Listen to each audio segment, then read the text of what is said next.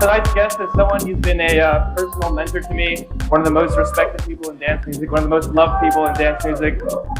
He's been a DJ for 20 years, held residencies in San Francisco, DC 10 in Ibiza, played on the Robot Hardbox, and pretty much everyone loves him because he's such a good guy. Ladies and gentlemen, Behrouz.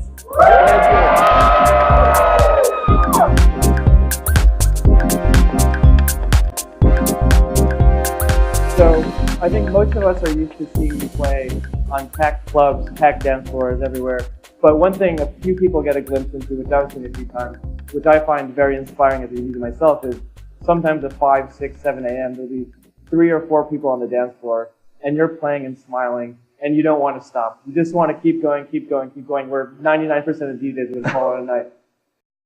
After 20 years of doing this, what keeps you inspired to keep playing the next track, keep playing the next track, and not getting sick of it? Honestly, I find my own inspiration. You know, being humble with music. You know, that's the number one thing, because once your ego gets big, then you have no room to grow. And there's always something you learn from everyone. You know, I would always go listen to other DJs as well. So is staying humble, is that a conscious thought process to force yourself to be humble, or is this something you're just naturally born with? No, you process that. You know, honestly, Burning Man taught me that. You know, for everyone is different.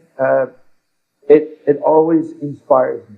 You know, everyone has a different definition of that. You know, but for me, I'll find my own inspiration. Sometimes I will go to Mannheim, go to Time Warp, and just to see what's going on, or going to a record store, buying records, or you know, things like that. And once you get into this thing, it's very hypnotic, and you don't want to stop. There's so much music that I get, you know, so I love to always play. You just have to play as much as you possibly can. can. I mean, you know, even 10 people on a dance floor, no problem, you know. So actually, touching on Burning Man, you've gone to Burning Man how many years now? 10 years. So you've definitely seen a big transition of the relationship between dance music and Burning Man. Definitely there's a much larger dance influence on Burning Man. How do you feel about that? Is it going the right trajectory? Is it definitely in the wrong I direction? think it's going the right direction. It's just, you know, first year I went there, there wasn't much house music. It was more about go-outside, dubstep.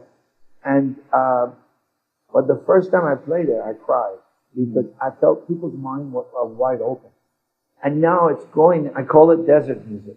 And it's helping the scene in the US tremendously because, you can play music at much lower tempo. Yeah. A lot sexier. And it has moved across the country. You know, we have now festivals like Desert Heart, like Bottle, you know, All Day I Dream. That all started, this whole movement started from Burning Man. Do you think it's okay that people are coming to Burning Man just to see the music and follow all the DJs around? For a while, people used to go to Burning Man and you get to also see these really wealthy people. And everyone was complaining about it. But I always feel this way. These guys are very powerful. They come and they take it to the outside world. Same thing with music, you know. I don't have any problem with that. Everyone that comes there, somehow, some way, they get into it, you know. So you own a club in Miami called Do Not Sit on the Furniture. Yes. It's one of my personal favorite clubs to play in the country. Thank you. It's an intimate place. 100 people, 150 people. Yeah. So now that you're a club owner and you've seen dance music from that perspective, what are you trying to do differently? And when you look at other clubs, what do you think they should be doing better? First, let me explain to you guys why I call it Do Not Sit on the Furniture. It's because I moved to Miami about like almost 10 years ago, 9 years ago. I just, because I was so far away from the rest of the world. And, you know, in life, sometimes you want to experiment. You want to take a chance and risk. I love San Francisco. I would probably die here, you know, because this is my city, honestly. But when I moved there, I went to these clubs that we used to play. I went to do a sound check at one club, and when I was doing a sound check, I saw couches in the middle of the dance floor, and I said, "Are you guys going to move these?" And the guy goes, "No, we're not moving it." I go, "What do you mean? This is the dance floor." He goes, "Oh no, people are going to sit over here and listen to music, and we sell more bottles." So just to get a crack at all these people, call the place "Do Not Sit on the Furniture." Honestly, Miami is one of the toughest markets in the U.S. And I purely did this from the heart. I didn't open up this place to make money. I just want to give something because I feel a lot of people come to Miami, they want to take something. And since all I want to do is express my artistic point of view. Something cool that, to me, Do Not Sit, it's almost like San Francisco meets Berlin in Miami. Updated version of the top, something sure. like that in San Francisco. I mean, since I'm from San Francisco, I like to give that to people. I hope you open one here someday, right? I would love to.